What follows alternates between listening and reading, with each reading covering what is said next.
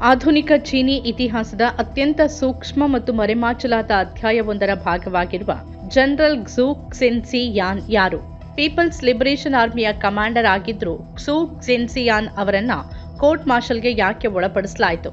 ಟಿಯಾನನ್ಮೆನ್ square ಬಿಕ್ಕಟ್ಟಿನ ಸಮಯದಲ್ಲಿ ಚೀನಾದ ಮಿಲಿಟರಿಯೊಳಗೆ ನಿಖರವಾಗಿ ಏನಾಯ್ತು ಮತ್ತದನ್ನ ಜನರ ನೆನಪಿನಿಂದ ಅಳಿಸೋಕೆ ಚೀನಾ ಸರ್ಕಾರ ಯಾಕೆ ಯತ್ನಿಸಿದೆ? ಕ್ಸು ಕ್ಸಿನ್ಸಿಯಾನ್ ವಿಚಾರಣೆಯ ವಿಡಿಯೋ ಸೋರಿಕೆ ಆಗಿರೋದರ ಪರಿಣಾಮಗಳು ಏನಿರಬಹುದು?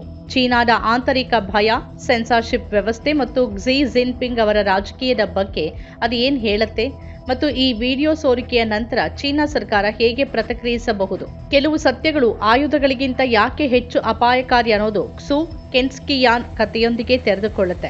ಚೀನಾದ ಇತಿಹಾಸದಲ್ಲಿ ಕ್ಸಿ ಜಿನ್ಪಿಂಗ್ ಮತ್ತವರ ಸರ್ಕಾರ ತೀವ್ರವಾಗಿ ಭಯಪಡುವ ಒಬ್ಬ ವ್ಯಕ್ತಿ ಇದ್ದೇ ಇರ್ತಾನೆ. ಆತ ಚೀನಾದಲ್ಲಿ ಎಂದಿಗೂ ಹೀರೋ ಅಂತ ಕರೆಯಲ್ಪಡದ ವ್ಯಕ್ತಿ. ಆದ್ರೆ ಇತಿಹಾಸ ಅವರನ್ನ ಹೀರೋ ಅಂತಾನೆ ನೆನಪಿಸಿಕೊಳ್ಳುತ್ತೆ. ಆ ವ್ಯಕ್ತಿನೇ ಜನರಲ್ ಕ್ಸು ಕ್ಸಿನ್ಸಿಯಾನ್. 1989ರಲ್ಲಿ ಸರ್ಕಾರದ ಕಠಿಣ ಆದೇಶಗಳನ್ನ ಪಾಲಿಸಲು ನಿರಾಕರಿಸಿದ ಚೀನಿ ಪೀಪಲ್ಸ್ ಲಿಬರೇಷನ್ ಆರ್ಮಿಯ ಮೇಜರ್ ಜನರಲ್ ಆಗಿದ್ದವರು. ಸಾವಿರಾರು ವಿದ್ಯಾರ್ಥಿಗಳು, ಕಾರ್ಮಿಕರು ಮತ್ತು ನಾಗರಿಕರು ಟಿಯಾನನ್ಮೆನ್ ಸ್ಕ್ವೇರ್ ನಲ್ಲಿ ಪ್ರತಿಭಟನೆಯಲ್ಲಿ ತೊಡಗಿದ್ದಾಗ ಅವರ ಮೇಲೆ ಗುಂಡು ಹಾರಿಸಲು ಚೀನಿ ಕಮ್ಯುನಿಸ್ಟ್ ಪಕ್ಷ ನಿರ್ಧರಿಸಿತು. ಆದರೆ ಜನರಲ್ ಕ್ಸಿನ್ಸಿಯಾನ್ ಸಾರ್ವಜನಿಕರ ಮೇಲೆ ಗುಂಡು ಹಾರಿಸೋಕೆ ಸೇನೆ ಉದ್ದೇಶಿಸಿಲ್ಲ ಅಂತ ಘೋಷಣೆ ಮಾಡಿದ್ರು. ಅವರು ಟ್ಯಾಂಕ್ಗಳನ್ನು ಕಳಿಸೋಕೆ ನಿರಾಕರಿಸಿದ್ರು.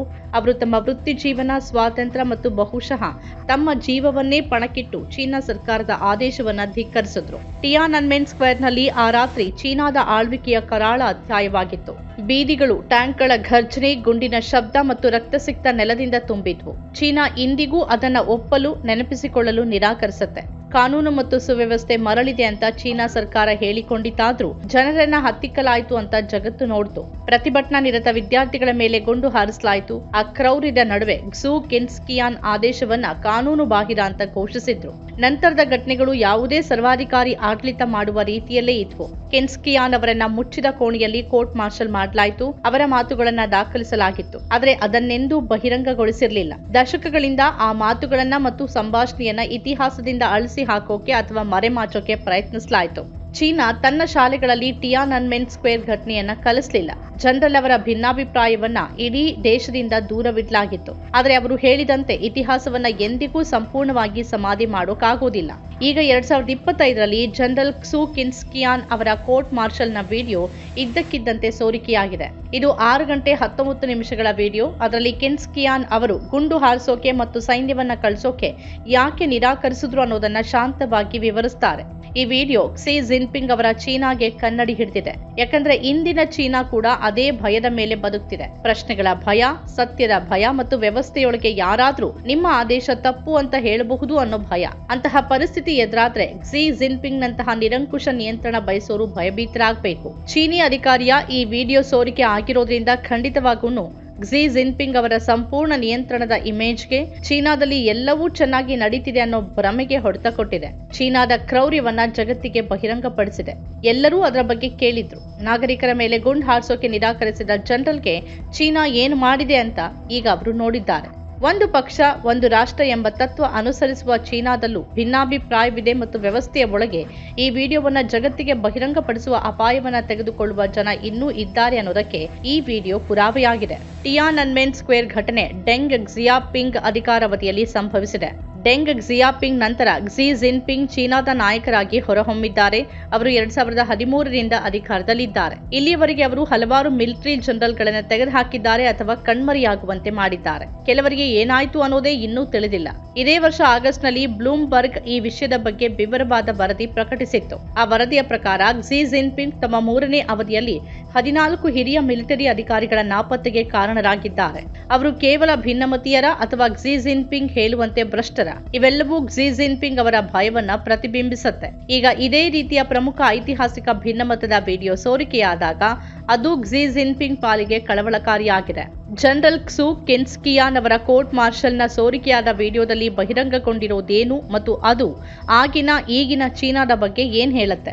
ಕ್ಸೂ ಗಿನ್ಸ್ಕಿಯಾನ್ ಆಗಸ್ಟ್ 1930ರಲ್ಲಿ ಜನಿಸಿದ್ರು. ಅವರು ಹಣ್ಣು ವ್ಯಾಪಾರ ಮಾಡುವ ಬಡ ಕುಟುಂಬದಿಂದ ಬಂದವರು. ಆ ಸಮಯದಲ್ಲಿ ಚೀನಾದಲ್ಲಿ ಕ್ರಾಂತಿಗೆ ನೆಲ ಸಿದ್ಧವಾಗ್ತಾ ಇತ್ತು. ಅವರ ತಾಯಿ ಪ್ರಮುಖ ನಾಯಕಿಯಾಗಿ ಹೊರಹೊಮ್ಮತಾ ಇದ್ರು. ಅವರ ಬಾಲ್ಯ ಯುದ್ಧ, ಹಸಿವು ಮತ್ತು ಅಸ್ಥಿರತೆಯ ನೆರಳಿನಲ್ಲಿ ಕಳೆದಿತ್ತು. ಜಪಾನ್ ಆಕ್ರಮಣ ಮಾಡಿತು, ನಂತರ ಅಂತರ್ಯುದ್ಧ ಬಂತು, ನಂತರ ಕಮ್ಯುನಿಸ್ಟ್ ಶಕ್ತಿಯ ಉದಯವಾಯಿತು. ಕ್ಸೂ ಗಿನ್ಸ್ಕಿಯಾನ್ ಯುವಕರಾದಾಗ ಪೀಪಲ್ಸ್ ಲಿಬರೇಷನ್ ಆರ್ಮಿಗೆ ಸೇರಿದ್ರು. ಆ ಸಮಯದಲ್ಲಿ ಮಿಲಿಟರಿ ಕೇವಲ ಒಂದು ಕೆಲಸವಾಗಿರಲಿಲ್ಲ, ಅದು ಕಮ್ಯುನಿಸ್ಟ್ ಪಕ್ಷಕ್ಕೆ ನಿಷ್ಠೆಯ ಸಂಕೇತವಾಗಿತ್ತು. ಕ್ಸೂ ಗಿನ್ಸ್ಕಿಯಾನ್ ಪ್ರತಿಭಾನ್ವಿತರಾಗಿದ್ರು, ಆದ್ರಿಂದ ಅವರ ಮನೋಧರ್ಮಕ್ಕೆ ಸರಿಹೊಂದುವ ಕೆಲಸವನ್ನ ಅವರಿಗೆ ನೀಡಲಾಯಿತು.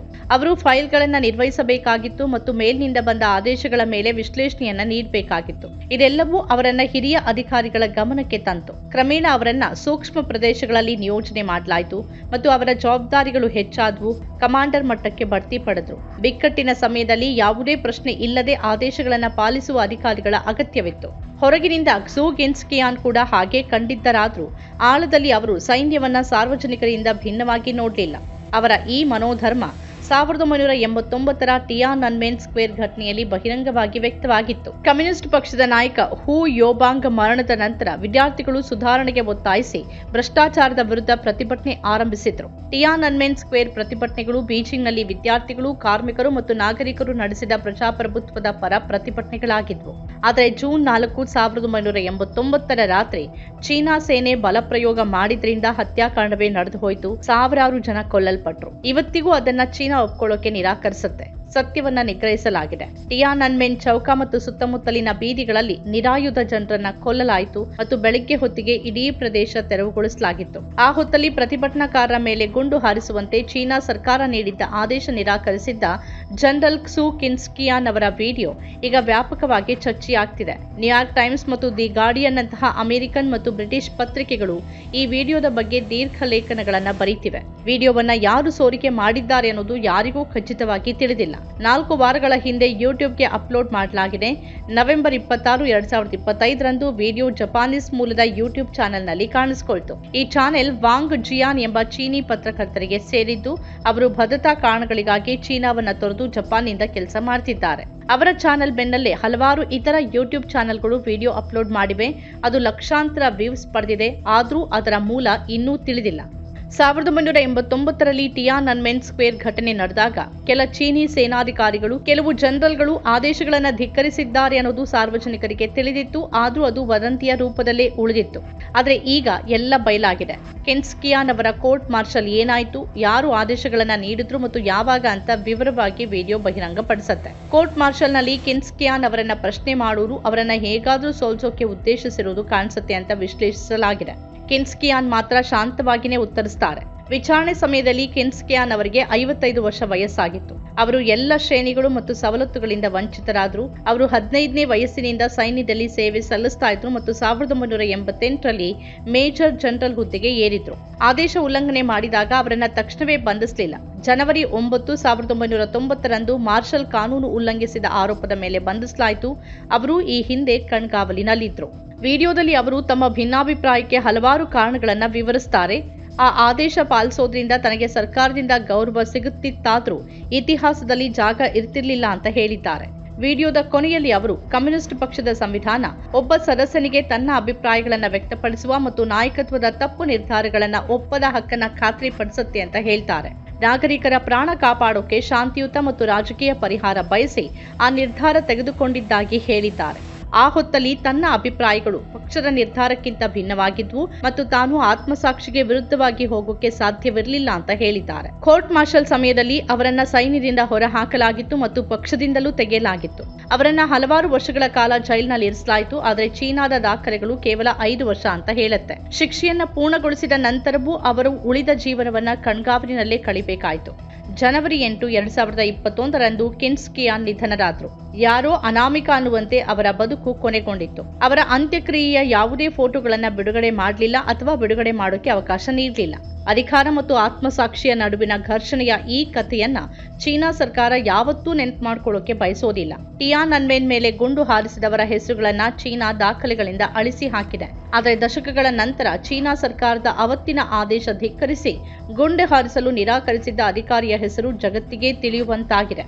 ಜನರಲ್ ಕ್ಸೂ ಗಿನ್ಸ್ಕಿಯಾನ್ ಅವರನ್ನ ಚೀನಾ ಎಂದಿಗೂ ಹೀರೋ ಅಂತ ಕರೀಲಿಲ್ಲ, ಅವರಿಗೆ ಪದಕ ನೀಡಲಿಲ್ಲ, ಸ್ಮಾರಕ ನಿರ್ಮಿಸಲಿಲ್ಲ. ಆದರೆ ಇತಿಹಾಸ ಸರ್ವಾಧಿಕಾರಿಗಳು ಮಾಡಲು ಬಯಸದೇ ಇದ್ದದ್ದನ್ನ ಮಾಡುತ್ತೆ. ಯಾರನ್ನ ನೆನಪಿಸ್ಕೊಳ್ಬೇಕು ಅನ್ನೋದನ್ನ ಅದು ಮೌನವಾಗಿ ನಿರ್ಧರಿಸುತ್ತೆ. ಅಂತಹ ಕಿನ್ಸ್ಕಿಯಾನ್ ಹೆಸರು, ಕಥೆ ಇತಿಹಾಸದಲ್ಲಿ ಗಟ್ಟಿಯಾಗಿ ನಿಂತಿದೆ ಮತ್ತು ಈಗ ಜಗತ್ತಿನ ಎದುರು ಬಂದು ಚೀನಾದ ಸರ್ವಾಧಿಕಾರಿ ಮನಸ್ಥಿತಿಯವರ ಬೂಟಾಟಿಕೆಯನ್ನ ಬಯಲು ಮಾಡಿದೆ. ನಮ್ಮ ಕಾರ್ಯಕ್ರಮಗಳನ್ನ ನೀವು ನೋಡ್ತಾ ಇದ್ರೆ ನಮ್ಮ ಚಾನೆಲ್ ಅನ್ನ ಸಬ್ಸ್ಕ್ರೈಬ್ ಮಾಡಿ, ಪಕ್ಕದ ಬೆಲ್ ಐಕಾನ್ ಒತ್ತಿ ನಮ್ಮನ್ನ ಬೆಂಬಲಿಸಿ.